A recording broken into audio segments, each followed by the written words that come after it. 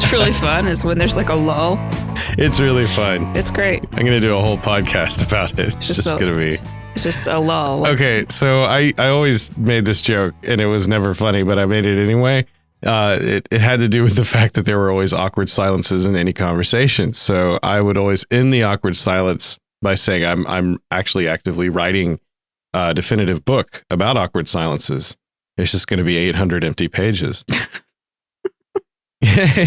You're the first person who ever laughed at that.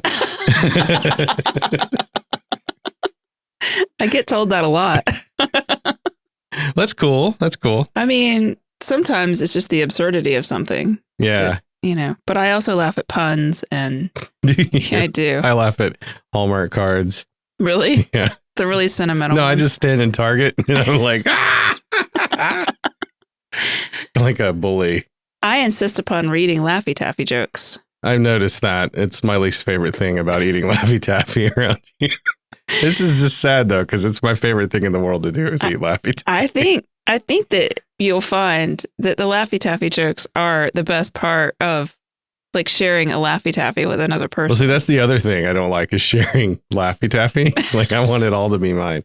And my daughter loves Laffy Taffy now, so it's actually becoming a thing that I like because Does she read you the jokes? She's starting to. Yeah, well, I encourage that. She's learning to read right I now. feel like you have to read the joke in order to have the Laffy Taffy. It's kind of like you have to eat the fortune cookie for the fortune to come true. You do? In my playbook, you do. Okay. Well, I ate the fortune cookie for the weirdest fortune I've ever seen, which is all of the rubber bands are heading in the right direction. So since I ate it, that is now coming true. It's a little word salad there. Yeah. One day I'm just going to be sitting there and a bunch of rubber bands are just going to be like, whoa, bow, bow, bow. And on that day, Tonight at 6, man knocked unconscious by rubber bands. Next, how crackers are slowly killing you. Welcome to Dreamland, everyone, where we talk about rubber bands. Rubber bands. My name's Aaron. And my name's Melinda, and we will be your hosts tonight, talking you through the super fun nighttime soap opera, The Colbys. And should this podcast crash into an ocean, your seats will turn into a flotation device. There is no smoking on Dreamland Airlane. What? Take 2. Take 2. Stop smoking. Don't actively avoid Can flying. we talk more again about air travel? Because it's always... No, that is not. It doesn't resonate with the peoples, I don't think. I think it's just boring. There was a great podcast that I heard one time where they were talking about the rules of things you should never talk about in conversation. And one of them is route talk, which is ROUTE, route talk. Like anything that has to do with how you got there tonight, how the traffic was bad, how, any of that. It's super boring. Yeah. See, it's boring. I checked out for a second just because the other thing you should never talk about in a conversation is stuff you should never talk about. Really? No, just kidding. I thought it was kind of interesting. How did we get here, though? I don't really know. Well, what we didn't do is take a chopper through the desert. I did. I'm sorry. Is that why it took you so long to get here? It is. I couldn't find anywhere to park. There's so many trees around here. I mean, the helipad is, right there. The retro blasting helipad? Yes. Yeah, but it's a toy. So I couldn't land on that one. I had to go find an actual field. Wouldn't it be funny if someone recreated one of those play sets, but made something like that, like your actual house? Oh, you just gave me what the rest of my life is going to be about. No, seriously, what are we building? The real Ghostbusters house? Yeah, like Boulder Hill or something, and but make it real. And then if we get a life size, we'll get Michael and Tim on this, and then they'll be like, "Yeah, but we're going to make this elevator really work." Yeah, there's no elevators in that toy. You got to add some elevators to get to the second, or better yet, don't have any way to get to the second floor. Well, I mean, that's just if we do it accurately. Not only will there be no way to get places, and there will be no doors. There will walls. be traps for no apparent reason for you to fall into. And then you'll find out how much of that space just doesn't make any sense. Like, what are we supposed to even do in this room? Why is the window 30 feet up in the air? Just have a wall that's just covered with stickers with different machines on them, but it's just a sticker. It's just stickers. Why are you watching TV on your phone? Because this isn't a TV. That's actually a really good idea. Thank you. It just came to me. And then just like completely literally reproduce it. Exactly. So I just can't stop thinking about that. Well, the question would be which 80s playset would you turn into an actual building? This sounds like a good show to do in the future. Like have all of our guests have a construction team just actually like, interview them. Like which one? How would you do this? What materials would you use? Like this old house, but it's this old playset. And it's me, your host, Bob Vila. I think what would be interesting is pick one that's got like the weirdest features and like that you would have to try to figure out a weird way to recreate. Well, I'm just imagining like the Voltron playset where it's like the little dead king room, like where his corpse is in there and you can rotate it. You can rotate it around. Then you can have serious time in there, just sort of like, hang on. Oh my God. It smells terrible. Why don't you just put him in a casket? Why do you have him on display? Genius. Oh, anyway, there's just so many different. I'm gonna pause the show and just think about this for a minute. I just have in my mind this idea that all of the retro blasting family just lives in one neighborhood and everybody's picked their favorite playset to be their homes. Yeah. But they're only the front half of a house. That's right. There's nothing on There's no walls on the whole other side. Like the back side is just open to the elements completely. And then when Tim gets mad, his just closes. Oh, you would have like a big button that you like push and it like closes the house. It just folds it back. It just folds it for space. It's kind of like in the Ant-Man and Wasp movie where it just like shrinks down their entire Yeah, and that building. moment you realize that building is actually made out of Lego. Is it? Yeah, there's like tons of like the architectural details. When you look at it, they're all Legos that have been blown up and used to build the building. Legos. Yeah, they're plural Legos that were used. You know, people will yell at you for saying. Yes, but I didn't get that wrong. They took Lego and they blew up many of them to make the building. Correct. Or you could say they blew up Legos. Right. Yeah, superior. No, I'm not. I say Legos. Yeah. But other people are very superior. I say logos. So tonight, unlike the fun playset conversation, we're going to be talking about... I don't know how different, like in the world of things that are just extremely expensive and wildly over the top, I feel like it's a perfect segue into our topic tonight. I mean, that's not untrue. You know, this whole topic came about because Michael, I don't know how he knew about this, but he mentioned it to us like, you know, there's this spinoff. Oh, just like he does. He's just sort of like sneezes and ideas fly out of him and then they turn into things like the KLF podcast. Right, exactly. So he's like, you know, there was a spinoff of Dynasty that came out in the mid 80s. And I was already bored. I was already like, you could just stop talking right now. I'm going to start thinking about pizza. Right. But he was like, yeah, it starred Charlton Heston. And I was like, oh, okay. Yeah, Go like on. my interest increased in that moment. All I really remember was just that there was a spinoff of Dynasty and Charlton Heston was in it. And I was like, oh, well, that's probably weird. And he was like, it got canceled after 2 seasons and it's really, really weird. I think that's all he told us about it. And we were like, let's do it. So I was hoping that I would be able to find it like maybe on YouTube or like even if it was crappy quality. Well, But good luck. Unfortunately, I couldn't find it anywhere except buying the DVD set. And so in order for us to watch this, I had to, and it's out of print, right? Isn't it? I don't remember Because it's seeing really, really it on expensive. Amazon because I know that you did find a copy of it available on eBay. Yeah, there were some on Amazon that were new, but they were from like, it's still out of Tom print. and Chester's bookstore out whatever. of Wichita, Kansas. Exactly. Hello, Wichita. Hope you're listening.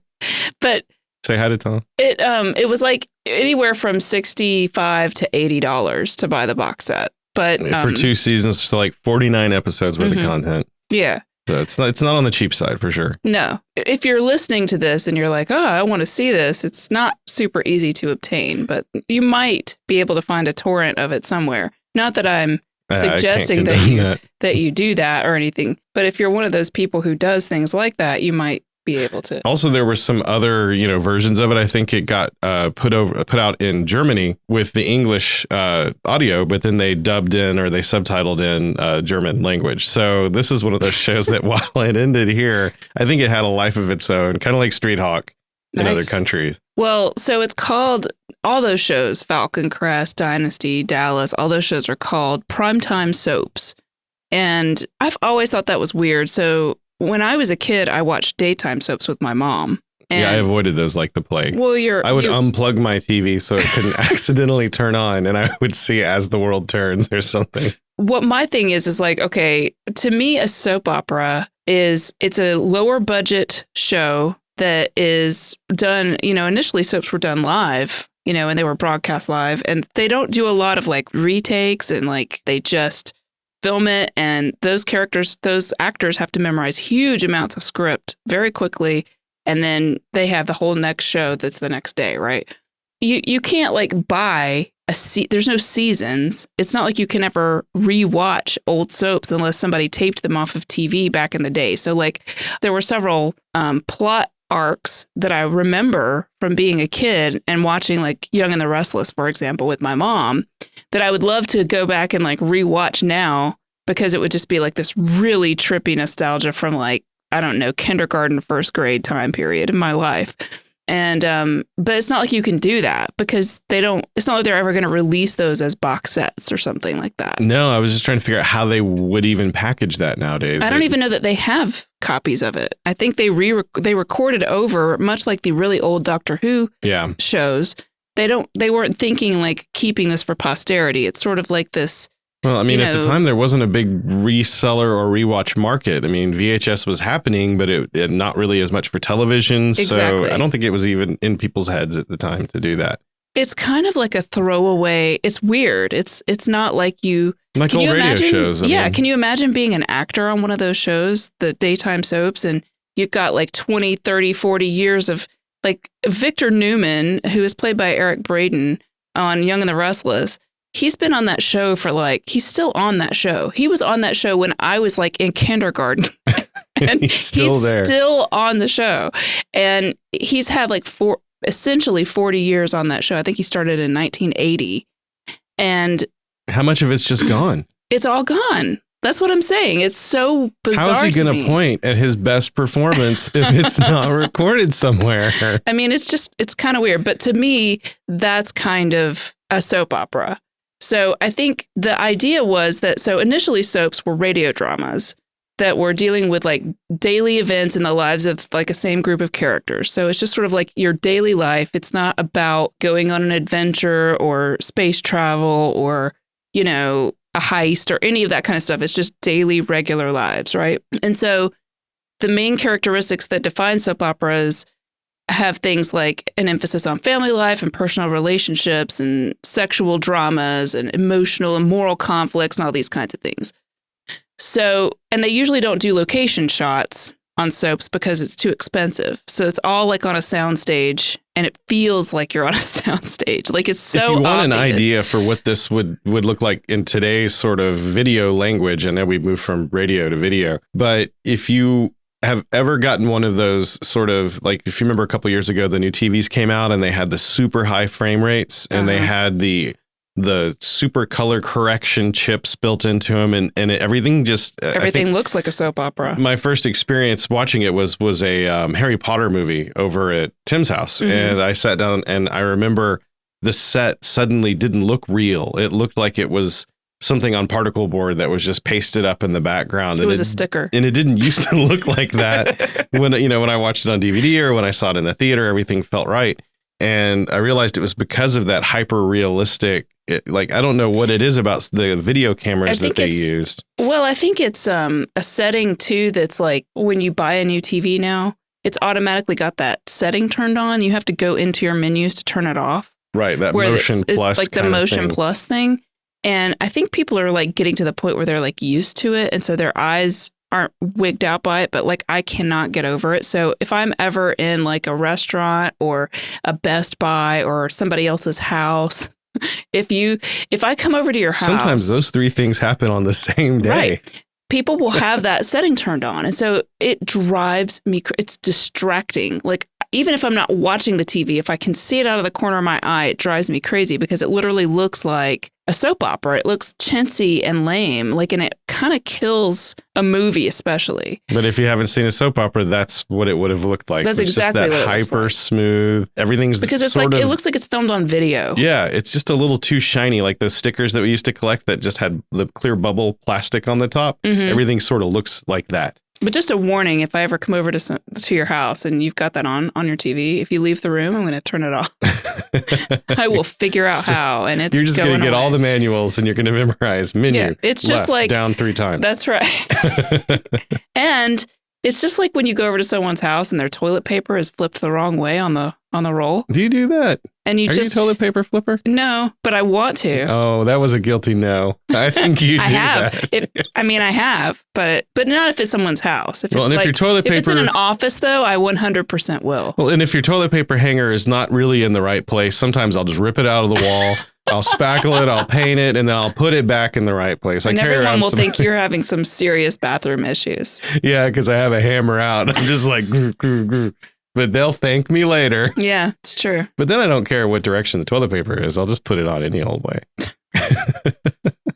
But no, seriously, I know this is a little bit of a side jag, but with that super motion, if I'm watching something that was filmed before or created before that technology was invented, I'll definitely go back and put it on 24 frames per second, and I'll turn off a lot of those features, even if that means there's film grain or other noise, because that's, I think, the way that video was supposed to be seen if I'm just trying to experience it that way. But a lot of these newer television shows and movies that have been created with cameras that have those frame rates. So in other words, it's the frames are actually there. It's not just making them up. Right. Then I don't have as much of a problem watching it that way. So if I'm watching Stranger Things, I'm okay with 60 frames per second, HDR, all that stuff, because I feel like that's kind of what they thought when they made it. But when it's, Close Encounters of the Third Kind, yeah, I'm going to watch that in 24 frames per second in the right color space, just because that's the way that was meant to be seen. So yeah, I think kind to of me, either or. It's if it looks like a soap opera, a daytime soap, I don't care how anyone intended it. I can't watch it like that. So what would happen if you put a daytime soap on with that feature? I wonder. Does it become real? I don't. Does it just come out of the people TV? are just like suddenly in the room. Yeah, I don't know, but I do know that. What would you do if Charlton Heston just suddenly appeared in the room while you were watching? I would freak out because he's not alive anymore. So that would be weird. It's a miracle. Now's the point where we say the name of the show that we're talking about. I think I said the Colbys. You said the Colbys. Yeah. Okay, yes, you did. It's called the Colbys. Just going into really quickly, though, about serialization. So this was like the big distinction initially, like even through like the early days of television and things like that. So older television is very much episodic, and you think about the original Star Trek and like all of these other shows that are sort of through time, even like Mr. Ed and the Donna Reed show and like all these different shows going in even into the 80s, Knight Rider, Magnum PI. There's not like a meta plot.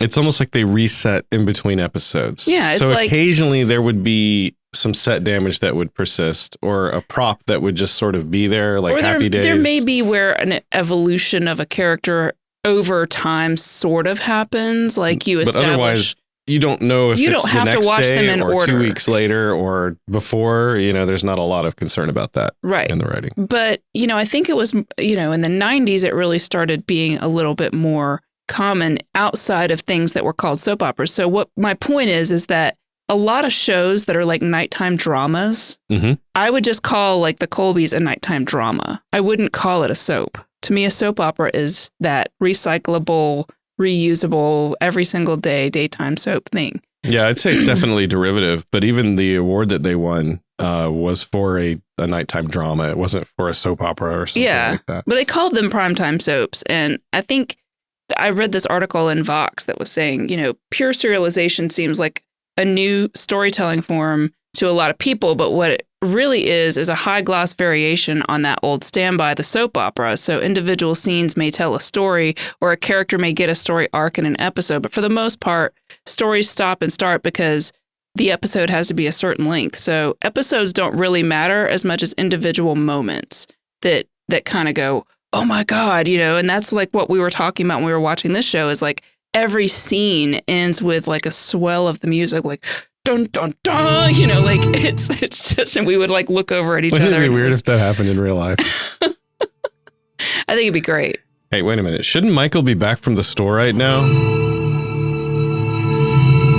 I guess the idea of anything that had that serialization of like a meta plot was sort of seen as a lower level type of art form. And so it was sort of talked about as like soap operas are for women, and therefore they're not as important as your standard episodic television. But to me, like you get to the end of the run of Magnum PI, for example. Yeah. There's amnesia. There's dead wives who aren't really dead. Spoiler alert, Magnum's wife, there's that whole plot line. So it almost starts to become a quote unquote soap opera, if that's what you're going to call this kind of crap. I like to think there was a writer's crisis as they realized, wait a minute, are we just writing soap operas? Right. Nowadays, you can't get away from it. Everything has. I mean, and that's what like some article that I read, and I'll post the link to it. It's like Game of Thrones is just a soap opera, and that's really okay. So, a lot of people get mad if you call something a soap opera as though you're insulting it. But I mean, The Walking Dead, I would argue, is a soap opera. It's not. Yeah, very much. It's not really about, just because there are zombies in it does not mean it's not just about the drama of these interpersonal relationships in this particular scenario. That's almost all it is. I mean, the meta of that show being that the people who are alive are the Walking Dead. True. By the way, do you know why it's called a soap opera? I'm sure you do. No, honestly, I don't.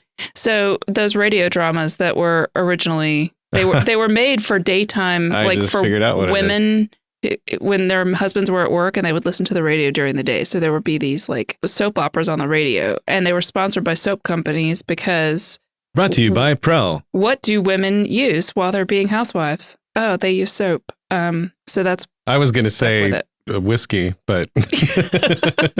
Yeah, that too. It was a different time. To me, watching this show, The Colbys, or like I watched several episodes of Dynasty, it felt a lot more like watching, like I said, Magnum PI or one of those kinds of shows than it felt like watching a daytime soap to me. We always watched a lot more Dallas than we did Dynasty or any of these Knots Landing and stuff like that.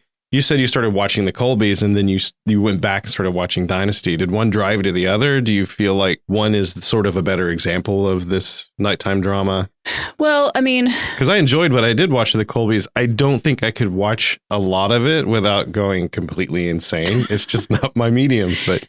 Well, so my experience with all of this was I ordered the box set of the DVDs for the Colbys, and then I was like, I found that I had access via streaming to Dynasty for free. So I was like, oh, well, I'm just going to watch some episodes of that because this is a spinoff and some of the characters cross over and stuff like that. And so I had never watched any nighttime soaps as a kid. My mom didn't watch Dynasty or Knots Landing or Falcon Crest or Dallas or any of those shows. So, I mean, I knew that they existed, but I had no frame of reference. And so I was like, okay, so I watched the very first episode of Dynasty and I was expecting to recognize the music and I totally did not. Like, there was nothing familiar about that show to me at all. So it was really like watching a brand new show from the 80s that I had never seen. I just found that the first episode of that show is super boring. It's about Crystal, the blonde chick. What's her name? I'm not as big on the Dynasty. I keep wanting to call her Melissa Rivers, but that's not it. We're going to go with that. Joan Collins? Nope, it's the blonde chick. Anyway, I can hear you guys yelling her name. Oh, yeah. Anyway. I'm sure there's a lot of big time fans out there for this But stuff. she's there and she's like getting ready to marry like Blake Carrington. I mean, first of all, can I just say both of these shows are they may as well both be called The Adventures of White People. I mean, it is like the whitest. I mean, there is. I mean, at least in this show, Ricardo Montalban is in it. And I mean, honestly, that's their diversity. That's their diversity. That is the maximum diversity level that they have. But I mean, that was my superhero name. Maximum diversity. So I watched that and I was like, ugh, this is boring. So then I was like, okay, well, I found out Joan Collins didn't show up until the second season.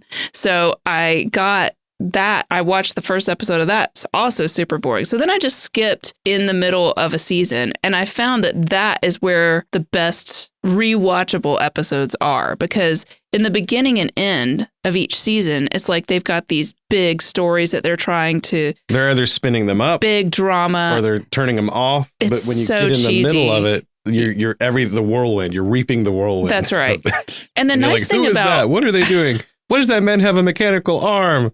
The nice thing about this is that you can jump right in and not know any of the characters, not know any of their names, and you can basically figure it out. Like it's not that hard. Well, I mean, to it's figure always out. it's going to be somebody's cheating on somebody. Somebody has a kid they didn't know about. Somebody's pregnant. Somebody's pregnant. Somebody's starting a company. Somebody's buying a company. Somebody is becoming a company. I don't know. It's just like there's a list of things that it's always going to be. And until we get to Colbys, because I don't know who was smoking what, but that show has some weird moments. Because I watched those episodes of Dynasty before we sat down to do this, our initial intention was to watch the first episode of the Colbys. Mm-hmm. But I was like, I bet it's boring.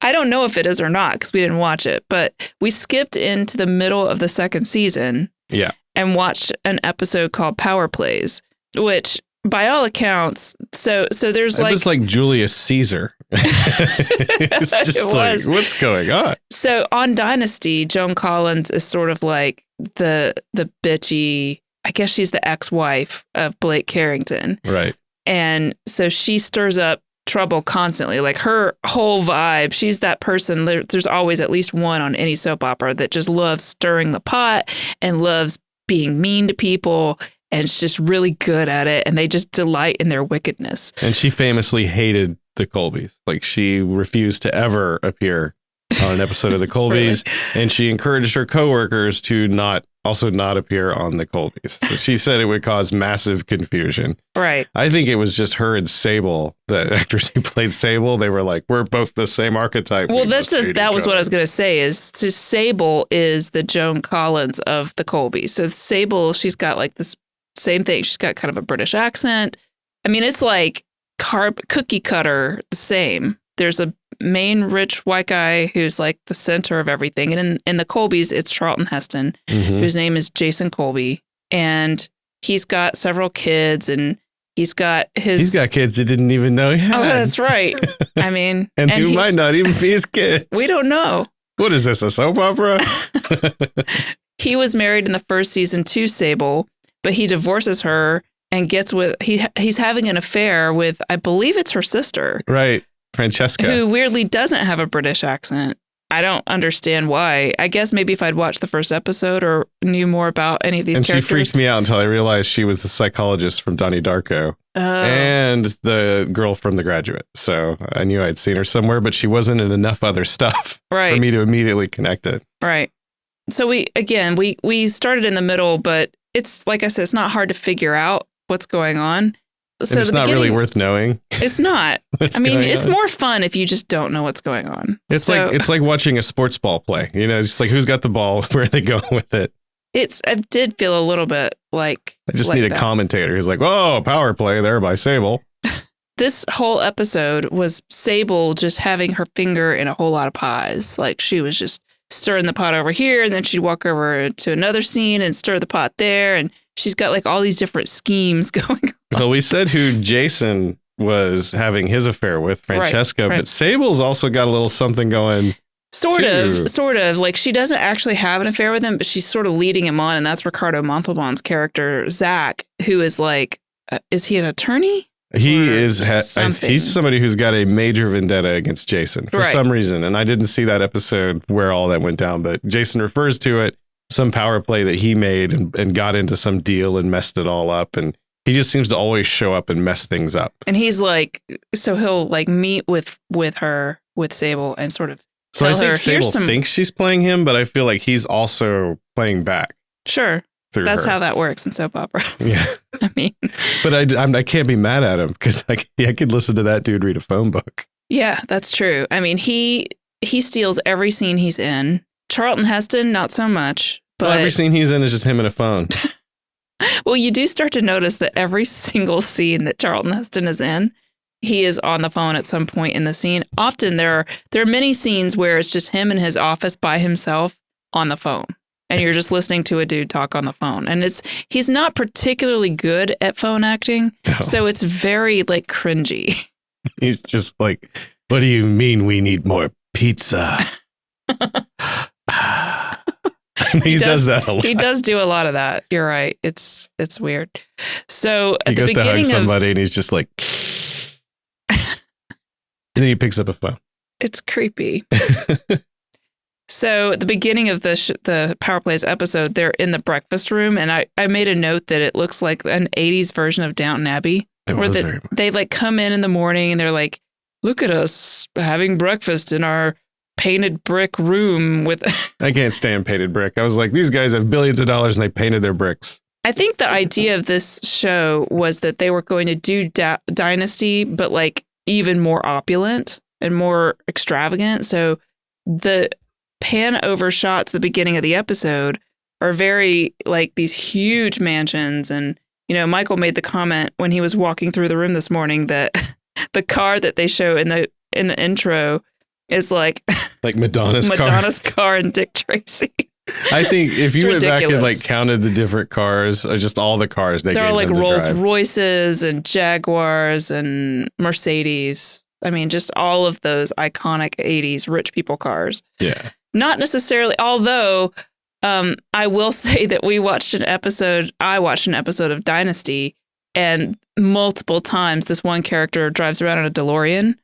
And he shows up like he's like this doctor, and he shows up every time that he arrives anywhere. They have to show the car arriving and him getting out with the gull wing door and the whole thing. And it was an 81 episode, or an 81 or 82. So it's like right in the sweet spot for that car. But I mean, it's just, you know, pre Back to the Future, just when the car was out, you know, it's funny. I mean, I guess if I was a doctor, I'd need a car that could transcend time and space. But I'd also kind of want one that got there. So, right. I've been around a DeLorean too much to believe the lies. Don't believe the lie. It is a beautiful car, but man. Yeah. So the beginning of this episode, though, shows Charlton Heston and Sable having breakfast in their painted brick breakfast room. Well, he's got his bacon suspenders on, so it's time to eat bacon. And the topic they're talking about, and this comes up constantly throughout the show, is the first grandchild. It's the most important thing. Like, they are obsessed with, I guess, their lineage and passing down their money, which is like rich people problems. I mean, do you think that it's accurately rich people problems, or is it what we thought rich people were like then? I think it's a combo platter of both of those things. I mean, think rich people are generally pretty boring. Do you? Yeah, I think they're eating McDonald's like the rest of us and just trying to hide it. I mean, maybe. I don't know. I think the 80s was very obsessed with rich people. It was. And there were even weird cartoons about rich kids. And were we as angry at the wealthy in the 80s, do you think? I don't think so. I think it was more like really a strong effort to look like we were the wealthy. Right. I did notice that, like you've mentioned their breakfast room several times. Growing up, I remember when I went over to people's houses that were kind of like trying to stretch for the upper middle class, their like the room by their pool would always be that white painted brick with the fake plants and the wicker furniture. I mean, it looked very similar, like that was the archetype they were trying to get to with that particular room. I mean, it was still just, you know, room on the back of a house by a pool, no less, but that did seem to be the pinnacle of it did seem to be the pinnacle of what people wanted. Yeah, for sure. So they didn't have a phone handy for them to just immediately call their lawyer and be like, who ran that Whisper Mag's story? Can we point out, I mean, honestly, in that scene, I'm pretty sure he gets on the phone, like at the table. He does. And he slaps his newspaper on the table and he's like, I'm going to call Jeff right now. And he's like, hey, I need you to find out who ran this article in that newspaper. Okay. Oh, so-and-so? Did you say, how did they spell that? You know, I mean, he's just very bad at telephone. So he talks about how he is the man of the year for some group, and he's going with Frankie. Oh, hang on. I wrote this down because it made me laugh. It is the International Executive League. I really want that on a sweatshirt so I can go jogging. Yeah. Man of the Year. International Executive League Man of the Year. I'm executive, man. I'm very executive. I don't know if you know that. He sounds like an action figure we should have. Charlton Heston is executive man. He leads the International Executive League. He's the League of International Executives. Right now is the moment where we have to talk about the fact that we also, just to kind of have, we watched the very last episode of this show today, right before, and it has like this great montage at the beginning of every episode of stuff that happened in the previous episode so that you kind of know like what's going on. It made me want to only watch all montages. 49 of those montages. I'm assuming the first one doesn't have one. Right. But so 48. Right. So there's the very first scene of that is Charlton Heston with this giant rifle, which is not surprising at all. It's a what? It's a shotgun. Okay, whatever. It's not a handgun. Is what my point was. But he was holding it in his hands. He was holding it in his hands. But anyway, he goes, what did he say? Like, he just yelled pull and he just shoots like this, like plant. He was going skeet shooting. So you yell pull and then the person pulls on the cord. Yeah, no, I know. Flings the They literally had a scene with that in Dynasty where Joan Collins actually takes the gun away from her daughter and shows her how it's done, and she like hits it dead on, and she's like, and that's how you do it. Wow. And I'm like, and she's like in one of those 80s like soap opera dresses when she does it too. Like, it's just insane. Terrifying. So terrifying.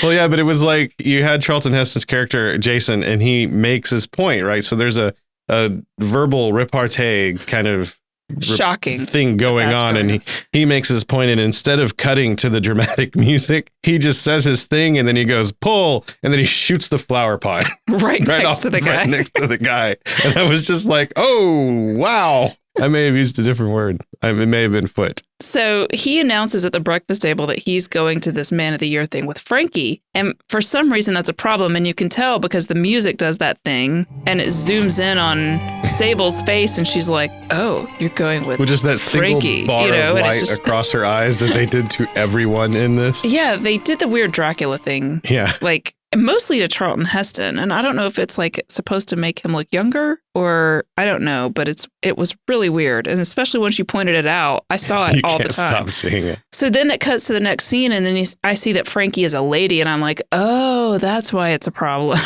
They start with all of their veiled comments. So Sable comes up and she comes to Frankie and she's like, in the race for grandchildren, I don't envy you at all.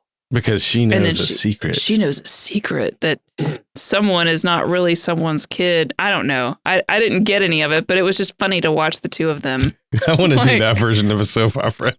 Walk into a room and just go, somebody's not somebody's kid. And then it zooms in on your face and it plays the dramatic music. That's right. I'm going to go to Car Place with the People of the Year awards. I kept remembering Joey Tribbiani from Friends, all of his acting techniques that he used when he was Dr. Drake Ramore on whatever soap opera he was on.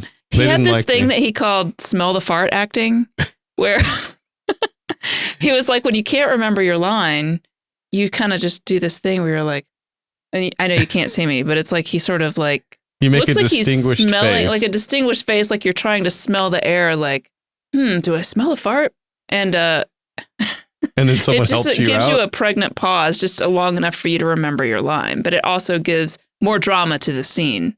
So he does it. You see him doing it all the time on that show. And I kept seeing people doing it on this show too. And I was like, oh, that's a real thing. Smell the fart acting. Yeah. I don't know if it's really called that, but it probably is. So, I mean, I think that it's funny, like there's a scene where these guys are in New Delhi. It cuts to like these scenes in New Delhi where it's not a daytime soap, right? Like they really go crazy with these sets. Well, they do, but they don't. So it's like they show, just like in a soap opera, like a daytime soap, they'll use stock footage of the place. That's clearly stock footage. Like I was shocked to find out that even in the 80s, when they go to stock footage, the quality decreased even more. Right. So we're watching it in like square screen vision at 320 by 240 interlaced resolution, and then it got worse. Like, how is that possible? And then there's like these big yellow words on the bottom of the screen that say New Delhi. It's like, oh, thanks. And it's like, oh, okay. Now I know where we are. So well, is that where the monastery was? Or no, this was okay. The monastery was in Kathmandu. Oh, thank you. That's a good point. This episode, they're like going to find some people who apparently have died in a plane crash, but they don't know that yet. Right. So they're like looking, they've just gone missing. I think it's like an aunt and an uncle or something. So they just get in the jet. They get in their jet and they just fly to New Delhi, and they're like you do for lunch. I mean, whatever. But the world is a playground. I thought it was a vampire. I've heard that. I think that came later though. Oh. Anyway, back in LA, like it cuts back and then it says Los Angeles. And you're like, thanks. Because that looked like New Delhi. I mean, and so there's this whole subplot with this daughter who is like Sable's daughter, Monica, who has a kid, but she gave him up for adoption and then and didn't tell anyone. But what? But Sable figures out that there's a kid, which is the first grandchild, right? Like suddenly she has the first grandchild, which puts her, it's like, it almost feels like I'm reading The Good Earth by Pearl S. Buck. And it's like, it was a lot like that. Who has the first male heir, and whoever that is becomes treated like first wife, like best wife, like most prestige wife. That's kind of how Sable is acting. Like, what's really screwed up is that this dude that she was married to, and I guess is either divorcing or is already divorced from, they all still live in the same house, right? That's not dangerous at all. I mean, and he started boning her sister. Not to put too fine a point on it. Under the same roof, right? And they're all still living in the house together. It's just like, Jen goes a long way to smoothing these things out. I think they just get home from work and start drinking. I mean, oh my God. I mean, it's a big house, to be fair, but at the same time, it's like, it does feel a lot like Downton Abbey, but without the class. Yeah. Although Sable is just amazing. I mean, she is the Janeway of this family. I could just see her walking onto the bridge, being like Chakotay. Well, she does have this weird accent. And a lot of people one of the ladies in one of the episodes we watched lost her. She was having an American accent, but then she started crying and she suddenly was British. And you're like, whoa, wait, what's happening? I would love it if the subtitle just said cries in British. But yeah, I think, when expressing emotions, all of a sudden her British accent would come through. Right. Can we talk about Channing for a minute? Sure. Okay. So how do you want to approach this? It cuts to this lady Channing, and she's trying to throw a baby shower for this character Fallon. Now, Fallon came from Dynasty, so she literally crossed over. She was the character that kind of crossed over, and apparently the way she crossed over was that she had amnesia. This gives me a headache. You can't tell one story in this world because it turns into 16 other stories. That's correct. Because you're like, well, there's Channing, and Channing walked into a room. She walked into that room because this other person had this whole life. Let me tell you about it. And then it cuts to this scene, and we've never seen this girl before. And we both went, I wish I could go back to that point in my life. It just was terrifying. Because the camera was right on her face. I mean, right on her face. And the 80s, not the good 80s. The 80s was going strong here. It was amazing. And she's a lovely lady. Don't get me wrong. But she's very lovely, but she was just suddenly being lovely right into the camera. And it was startling. She really doesn't. I mean, she was clearly very young and she had no... The baby fat was still just keeping the shape her face was so smooth that she didn't look real. She looked like Jason Voorhees doll or something. I promised myself I would be nice. We both were terrified when she came on. We both jumped and yelled. Yeah, that's true. It was stunning. There's evidence of it in my notes. There's just Channing. I just wrote Channing. Yikes. All I could get out was Channing, and then I hid because I'm going to survive this. Watching this show is there's not a benefit to really going through the whole plot because you would have to tell the entire, because you're not going to learn a greater truth here. That is the greater truth. Now, the only other plot point or thing that I I wanted to make a note of was when they go to Kathmandu, they go to a monastery where the people they're looking for have supposedly taken refuge for a short time. But they all look like Hare Krishnas. They're all they just went to the LA airport in their Buddhist robes. You know, everybody's got the orange Buddhist robes on, and the guy that their liaison or whoever leads this particular monastery comes up to talk to him, and he just sounds like he's straight out of LA. So you have this monk, you know, penitently, very quietly, being very centered, very breath by breath, walks up to them and he's like, "We haven't seen them in 3 hours."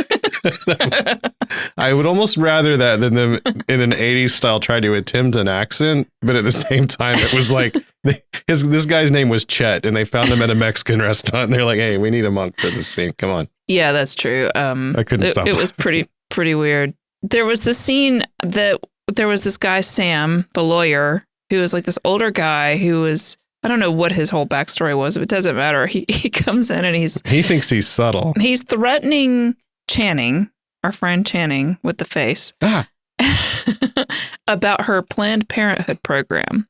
That was how he phrased it. So apparently she'd been taking birth control pills. I think in the 80s that was much more shocking.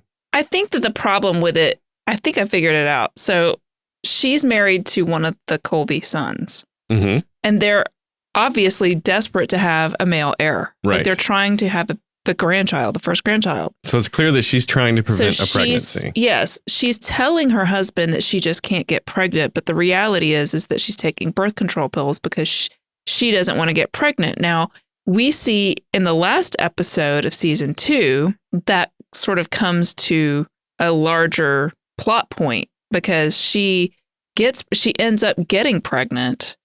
And then in the last episode, she tells the guy, her husband, Miles, that she's going to have an abortion, which is like super. Oh my God, you know, because her mother.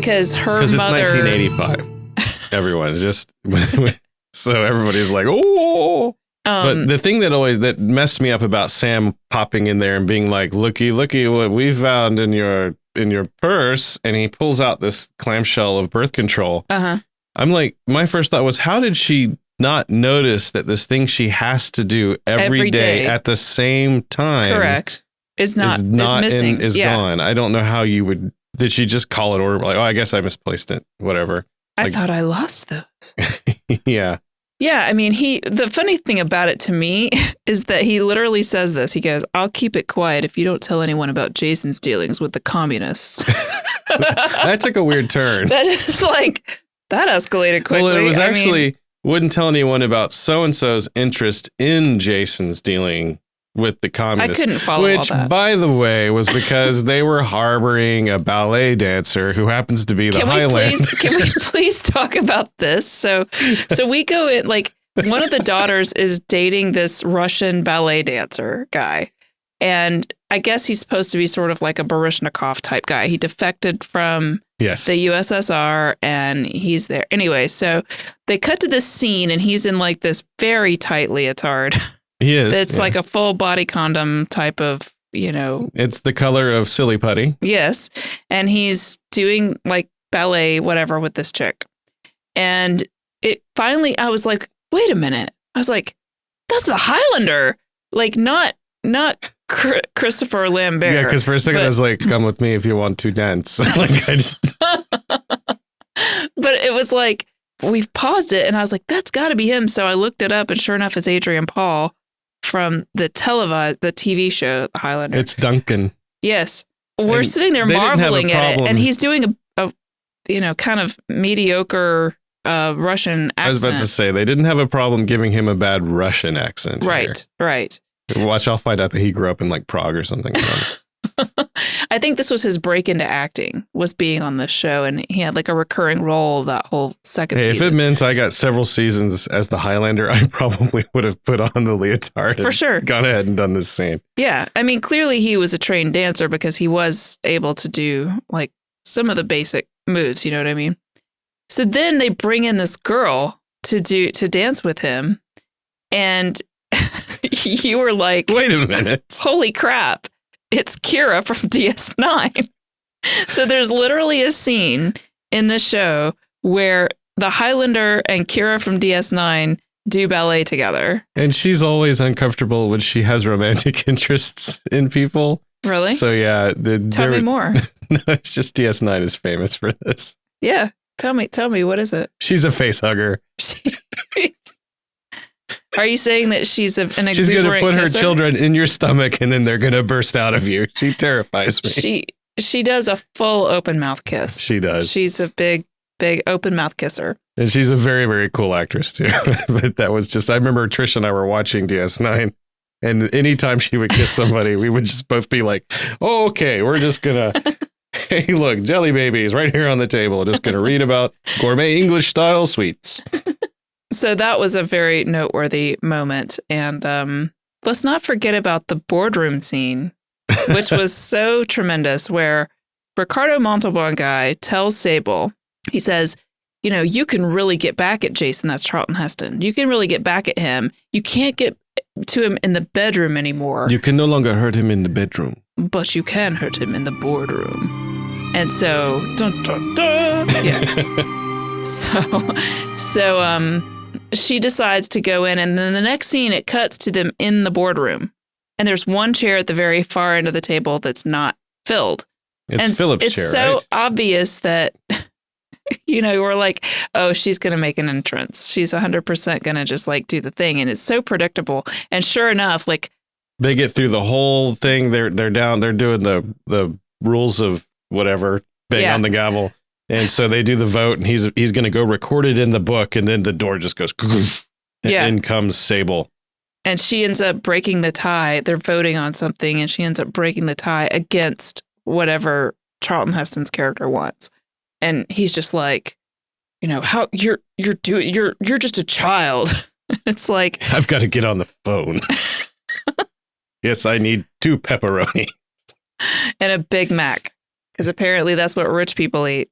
According to you, they just eat McDonald's. That was more of a metaphor. I mean, I don't think you shouldn't take it to the letter there. I mean, sometimes it's Schlotsky's, I'm sure. Stakeout. One of their favorite places to go in this show is a place called Excelsior. And the Excelsior Hotel. Before the dawn of image stabilization, it's clearly somebody with like a handheld camera standing across the street, zooming in slowly on the Excelsior sign. It's just shaking away. Excelsior. But that's where they like anytime they're going to go have dinner, and it's also partially business. And they still seem to be surprised that they run into their enemies there and then get on the phone. Of course they get on the phone. What else are you going to do? And the great thing about the 80s is that there are phones everywhere, and they're very large and obtrusive and weird. The Bakelite phones. Yeah. You could slam those things. We have to talk about the soundtrack to this show. The music, the score of this show was written by Bill Conti, who did the music for the Rocky movies and the Karate Kid. And never heard of him. Never heard of him or never heard of those movies? Either. Okay. Lost me. And he did some of the James Bond movies. So he's got this great, amazing score that at the beginning literally sounds like Superman. You're like, what are we watching here? When I put the DVD in for the very first time and the score kicks in as just it's going to the main title menu page, we were both just like, what is this? What are we watching? I mean, you feel like you're about to watch like Superman from the 80s. Michael was in the other room and he was like, you're watching Superman. He said it just like that. Yeah, it was weird. We had to check on him, make sure he was okay. So what was it like for you as a dude watching one of these soap opera-y kind of drama things? Well, I mean, okay, so it's not something I don't think I would have ever sat down just to watch a bunch of these. But then for the thinking about the podcast and thinking about getting ready for the show, I was like, okay, I can do this. I can get into this. I can start paying attention to who knows who and who's doing this with that. And then we started watching one of the episodes, and it really just started being people dressed like this saying something nasty to someone dressed like that. And then they go to the next room, and I started just it was very hard to stay awake at some point. I mean, it helped that this show it really did. They went a little further than any other show that's doing this kind of stuff. So it would bring me back, when somebody would say something particularly snappy. or Ricardo Montalban, he could just say the same word over and over again, and I would still just sit there and be like, okay, this is a pretty good show. It should get an award. What I observed when I watched some Dynasty and then I watched this is that those middle of the season episodes of Dynasty blow this show out of the water. And I mean, this show ran concurrently with Dynasty, and they just don't have I think they were playing it a little straight in this show. They were taking themselves very seriously, whereas Dynasty almost feels like it succumbs to the camp of what they're doing, and they kind of delight in it. The producer makes the comment that, it's okay for the main characters to be having a cat fight in a koi pond, but they know they've crossed the line if someone slaps someone with a fish. Like they knew where that line was to embrace the campiness. Yes. But also not, turn into Monty Python. But those two women on Dynasty, Joan Collins and the blonde chick that I can never remember her name, they had such a great chemistry of hating each other on that show that, like, honestly, people wanted to watch them fight. That's really what I wanted to watch. And by the time when I finally saw an episode where they were doing it, I was like, oh, I see why this was a hit, because I mean, really everyone else on that show is kind of boring. But as soon as Joan Collins walks in the room, she's the Ricardo Montalban really of that show, because she's amazing. She's so. I think Sable had some of the juice to pull that off. She did, I enjoyed her scenes, but she made me angry. Yeah. And I think that's the point, but I just didn't, that wasn't necessarily what I wanted to do between having some soda and eating a piece of popcorn, was be mad at Sable. She was really good at getting under my skin, because sometimes I'm like, why is she messing with this? Just leave it alone. Everyone is happy. Why do you need that so much? You literally have billions of dollars. Go eat a Big Mac. It's true. Yeah, I think you would definitely feel the same way then about. And then the actress would just look at me and smile and say, that was the point. I'm like, all right, fair enough. Yeah, I don't know, but I do know that, like, this show feels very like the cheese factor feels higher on this show than it was on, but the budget was higher. Yes. Like they had a huge budget because they had to get Charlton Heston and some of these other actors, Ricardo Montalban being one of them. Like, they were paying whoever the lady who played Sable. She was a known actress as well, and so I guess her salary. She was at the top of her game in England. Charlton Heston needed no introduction. Right. Ricardo Montalban needed no introduction. The actor who played Jeff, he was coming from Dynasty, and then the other lady that came with him from Dynasty that everyone thought was dead. So there were a lot of big paychecks just to start it out. And then, like you said, the locations that they filmed were all very expensive locations if you wanted to purchase or rent them for that long a period of time. Yeah. And then can we talk a little bit about the last episode that we watched today? And there was there's really only two things about that, and that's Charlton Heston with the gun. Well, no, there's another one. So I said two. No, there's a third one, because the end is like the big part of this show, right? But we'll save that for a minute from now. But they have the scene where Frankie, the sister of Sable, who Charlton Heston is now with or whatever.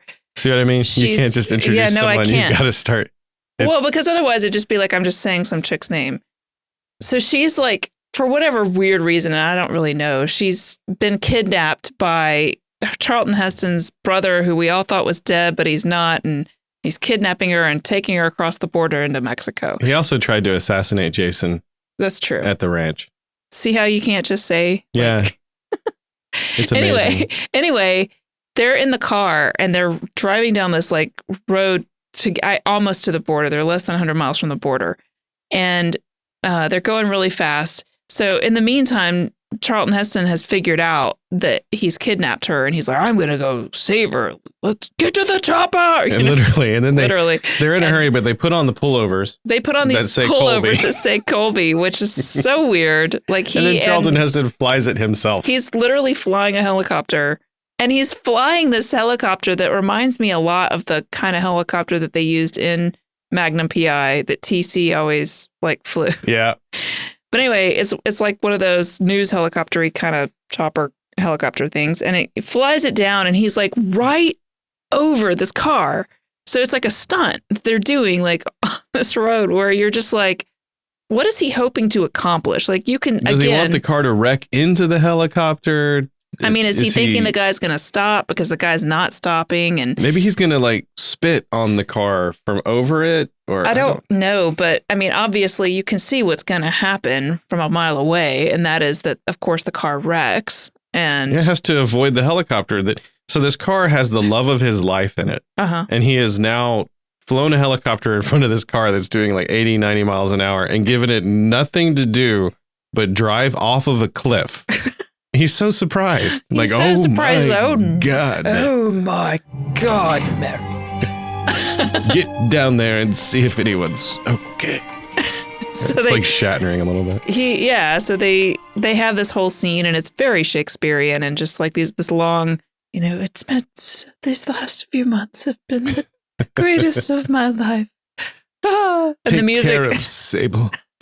Yes. Be with her. You mean so much to each other. Jason's just like getting her blood all over his face. Yeah, that's right. Nuzzling. So that happened. Also, it might be important to point out that the wreck happens and it's like 2:00 in the afternoon.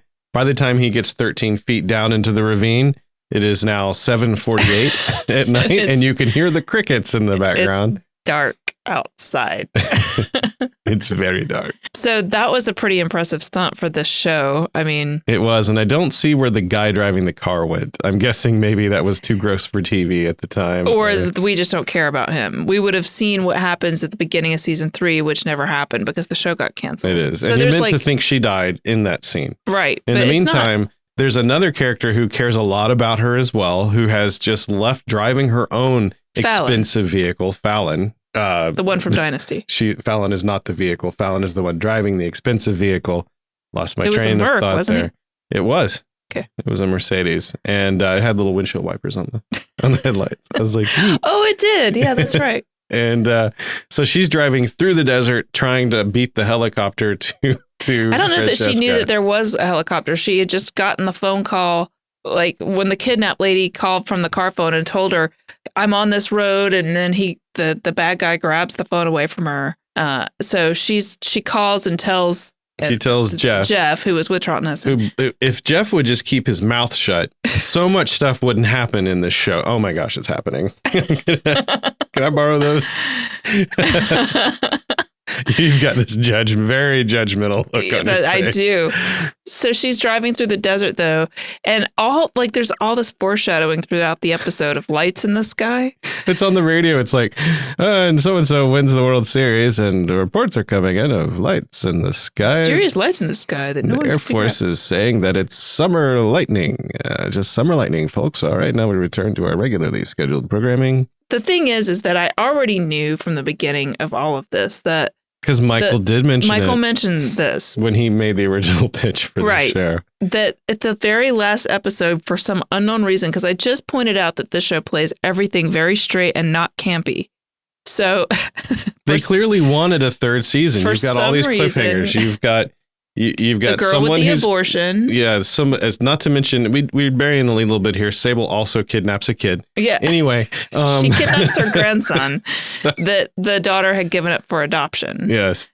And it's her grandkid. If you're ever going to get on a school bus and two very expensive tinted window cars are just sort of around the bus. Like, hey, little boy, you want to go to the beach? Maybe remind the bus driver to pay attention to whether or not you get on the bus is all I'm saying. Yeah, I mean, like the bus driver's just fine with this strange lady just like taking this kid and, hey, don't you like the beach? Me too. Let's go to the beach. I'll sort all this out later. I mean, he does know her, but it's still like, most child abductions do involve people that know the kid. Yeah. So anyway, stranger danger.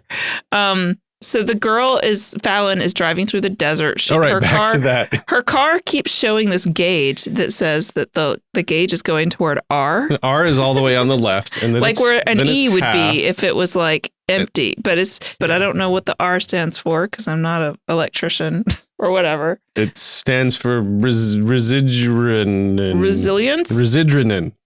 I think it's a very regulation. It's an old Spanish galleon. You're either no, half, or all residrinin is the important thing to remember. And then you tap the gauge if it gets low. Well, one thing that you would want to know is that aliens can affect your residuum. Yes. I learned that from Scientology. Eat that, Tom Cruise. So she sort of is stranded out in the desert. She's trying to call for help. They can't really hear her very well. And literally a freaking UFO lands on the road. Like, I thought it was just going to be one of these things where, because it says in all of the things you read online, it says she's seemingly abducted by aliens. So it makes you think that they do something dumb, like where they show like they're shining a big spotlight on her or something. And then she just vanishes on, whatever. And then it just shows an empty car. Like, that's what I figured they were going to do. Something really lame like that. But no, they went big budget on this thing. So they show the freaking UFO fly up and land full size on the road in front of this lady. And then she's standing there like looking at, she's not running. She's not anything. She's just like, wow.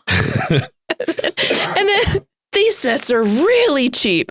And then she's like looking at it, and this door opens and there's like a bright light inside. I'm like, please let there be an alien. Please show us an alien. And you're Superman's dad. You're like, oh no, they're just going to show a bright light. And sure enough, they show a dude in like a weird, I guess it was supposed to look like a spacesuit. It looked like some sort of like, it was like a silvery shiny gray jumpsuit thing. Yeah, with like that a covered his face. V. I thought I could see a little facial detail there. It looked like he was wearing some sort of weird mask, though. But he wasn't like a little green man, X-Files style alien. He was just like a dude wearing a big jumpsuit. Yeah, it wasn't like a gray. It wasn't a big head alien. No, it's just a dude. And he's just standing there. And she gets this look on her face like, yeah, aliens. This is what I've been looking for. That's right. This is great. They're going to give me a lift. It's going to be amazing. My car is broken down. Hey, now I know the R stands for reserve fuel.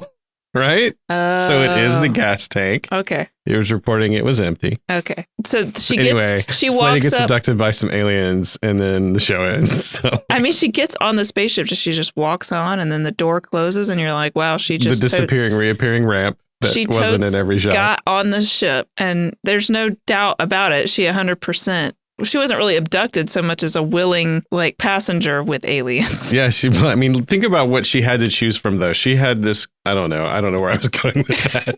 She could either sit in her car overnight and wait for Jeff to come find her. Yeah. Or whatever. Or I don't know. Yeah, aliens. I think she made the right call. Jump on a spaceship. I mean, because I think her character was thought dead in Dynasty. And that's then right. This series is ending. I don't know if they knew that or not at the time. So now they're like, well, what do we do with her? Because we brought her back just for the show.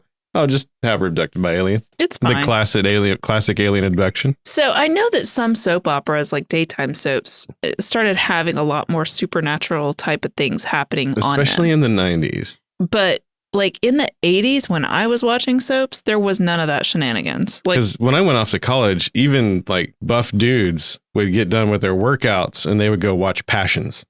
Right?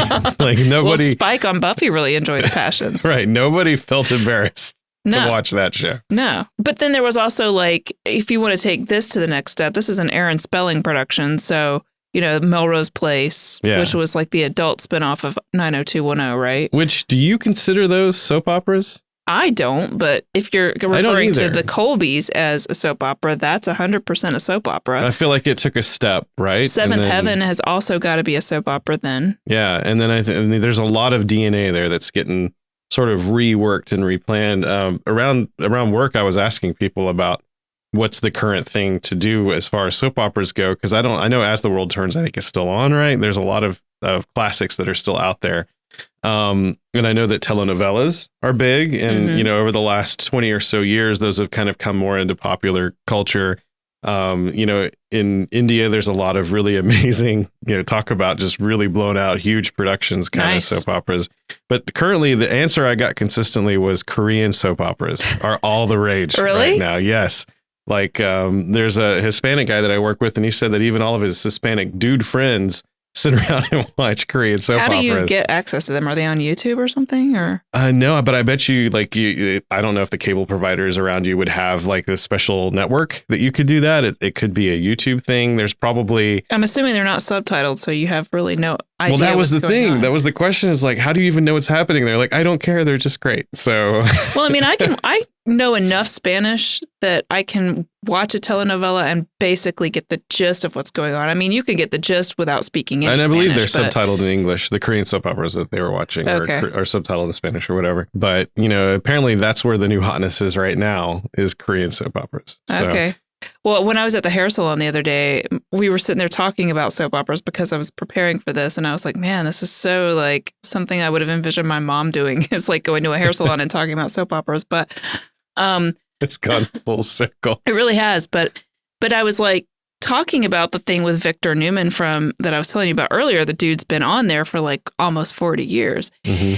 And she was like, but it's not still on, is it? And I was like, yeah, I'm pretty sure Young and the Restless is still a show. And she was like, but where does it air? And I was like, I'm pretty sure it's still on CBS. Yeah, but that does beg the question, how will this new paradigm for television that we have where it's very on demand? Mm-hmm. So even when you subscribe to a network, you don't necessarily watch what they want to show you at that time. You watch what you want to watch. Uh-huh. So there has to be kind of a streaming approach to a lot of these soap operas. But there is now. Still live TV in the world. Yeah, there is. I mean, I don't know if soap operas, I don't know. I'm not home during the day, so I have no idea. But I mean, it's just kind of a weird idea of like, well, maybe they're not on anymore. I don't know. The world is changing. The world is changing. What are we going to do? I don't know. But I mean, apparently not watch soap operas. we got to work. Yeah. We got to make that money. I like to watch my stories. Yeah. So, but I think that the daytime soaps are not, I don't know, because every show now is serialized. It is. Or, meta plots or however you want to call it, like where there's like these long overarching plot lines instead of episodic. There will always need to be that something to fill that place, like Jag or, all those TV shows that are, they're the dentist office shows, whatever's on the TV. CSI Miami. Yeah, that's like, it's got to be just risky enough to be interesting, but just like bland enough that. Matlock. Yeah. That's a great Columbo. I mean, I love those shows. Yeah, no, I just They're think like chicken soup. There's a ton of, what is the name of that one that's on Netflix now? It's called like Who We Are or We Are Here or. I don't know. It's something, We Are People. I like that. Here we have Melinda Mockstar of We Are People. She's telling us about the season 2 grand finale called We Eat Food. I drive car. Nice to meet you. I mean, it's something like that. It's a soap. It's essentially like a. So that's it. They're trying to come up with the next generation of soap operas. But they're not. But how do you do that? I mean, I don't think that fits in the streaming service sort of 12 episode style. Because when I'm home, like I take a PTO day and I'm watching TV at home. I'm watching, I don't know, like I'm catching up on Rick and Morty or I'm watching Stranger Things, mm-hmm. So I'm still not watching soap operas. No, you're watching like dude approved soap operas. Yeah, or just trying to like fix some of my guilty omissions from my childhood, like finishing Voyager or something like that. Right. Well, I mean, like I said, a lot of even those Star Trek things start having around DS9. They start figuring that out. Meta plot things. Way more so. I mean, there was a little bit of it in Next Gen. Yeah. But like you said, by DS9, it was like a straight up space soap opera. I think they kind of figured it out, started figuring it out in Next Gen, and then in DS9, they did it, and it just really worked. Uh-huh. Like, you start getting in the Dominion War and stuff like that, it just sort of goes, everybody went, it could be like a 12-hour long movie, Right. So. You know what I think is, and I think we've talked about this, it seems like Dune, it feels a little bit like a weird soap opera. And you could kind of like put it into more of a the long weirding way. Stop it. All right. So is it worth people to like buy the very expensive box set to watch the Colbys? Only if you really, really like Dynasty. I think if you've got a fond memory for it, go start watching Dynasty. You find yourself getting really curious, then you've gone down the rabbit hole. Maybe consider buying the box set. But other than, I wouldn't start there. I wouldn't just be like, I got it for a rainy day, Yeah. Just little Colbys laying around. I mean, if you've watched if you really love Dynasty, like you said, and there's just a hole in your heart of like a Dynasty sized hole in your heart that you just really need to watch something like that, then you could kind of watch, because I think the criticism of the Colbys at the time and why everybody always hated it was because they said it was too much like Dynasty. But I would almost argue that it was like Dynasty, but without the campy fun factor of Dynasty, so that it's just very Maybe dry. not too real. Yeah, but also really cheesy. I mean, it keeps going in circles. Which one is it? You just have to see it. But I don't think that I would say that it's necessarily worth it if you've never heard of it. But just trust us that, there was a show in the 80s. I think it came out in like 85 or 86.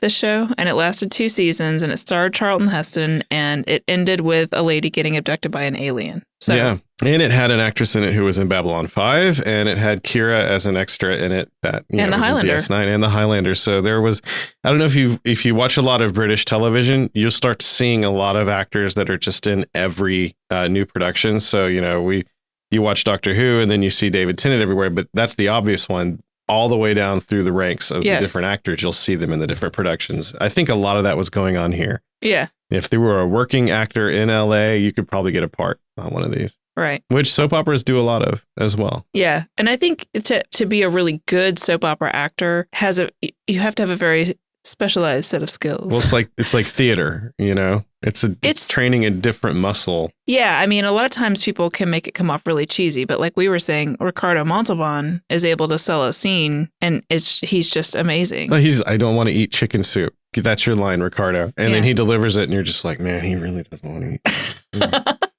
Oh my gosh. Why'd you try to give him chicken soup? I mean, so much right now. It's interesting. And I just kept having that Wrath of Khan conversation. Every time he opened his mouth, buried alive. I kept thinking about the behind the scenes where the director of Wrath of Khan was telling him to start off lower so that he had somewhere to go, because he was like, everything he was doing, I think, was at a 10. And he wanted it, by the time he gets to the really big moment in that movie where he's like screaming or whatever, he wanted him to have somewhere to go, because you can't start off at a 10. Never mind. I think he just lives at 10. He is a 10. He is a 10. All right. So that's the Colbys. Yep. Thanks for joining us on the Colbys trip. I'm going to actually go watch some more Colbys. I am too. And eat Mexican food, because that's what we do. Yeah. Watch the Colbys and eat Mexican food. Well, where can everybody find us, Melinda? I don't know. Where... Would it happen to be at retroblasting.com/Dreamland? That's exactly where they can find us. That's a good place to start. All right, everybody. We'll see you next time. All right. Bye. Bye. Dreamland. Goodbye. See you.